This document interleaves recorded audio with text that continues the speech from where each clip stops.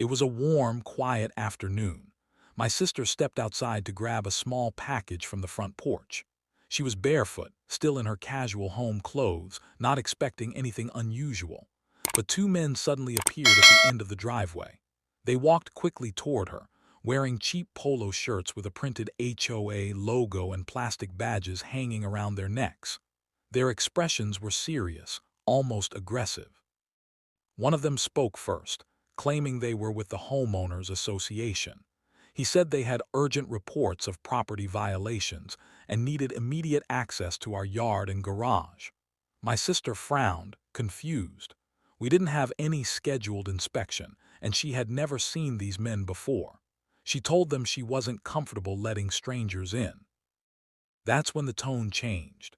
The taller one stepped closer, his voice sharper now, saying she had no choice and could be fined heavily. My sister took a step back toward the front door, but before she could reach it, the shorter man grabbed her arm hard. She struggled, telling him to let go, but he twisted her arm upward with such force that an awful crack echoed through the yard. Her scream was instant and piercing. She fell to the ground, clutching her arm, the pain overwhelming. Inside, I heard her cry out and my heart dropped. I sprinted to the door and saw her lying there, these two men looming over her. My hands clenched into fists. I yelled, "Hey, get away from her!" They turned, startled, but tried to act calm, saying it was just a misunderstanding. I could see the fake badges. I could see the guilt on their faces. And I knew instantly these weren't real HOA officers, they were criminals. I didn't waste a second. I stepped back inside, grabbed my phone, and called a SWAT team contact I still knew from my years in law enforcement. My voice was steady but furious. I gave him our address and a quick summary.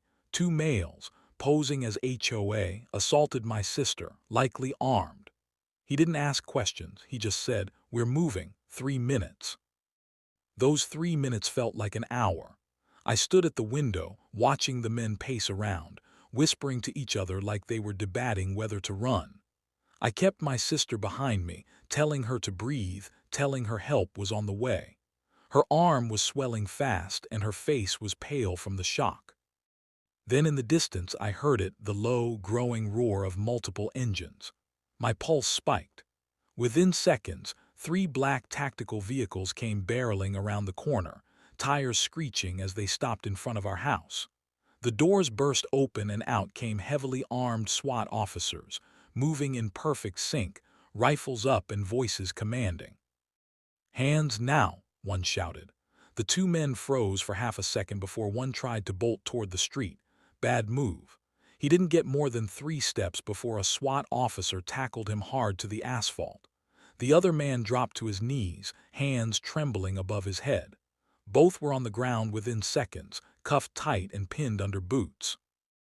I stepped outside, keeping a careful distance, and saw the fake HOA badges ripped from their necks and tossed aside. The SWAT medic rushed over to my sister, gently helping her sit and wrapping her arm before loading her into an ambulance. The officers searched the men, pulling a small knife from one of their pockets and a set of lock-picking tools from the other's backpack. One of the SWAT leaders turned to me, a rare half-smile on his face, and said, "Good instincts.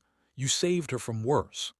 I nodded, my jaw tight, my focus still on my sister.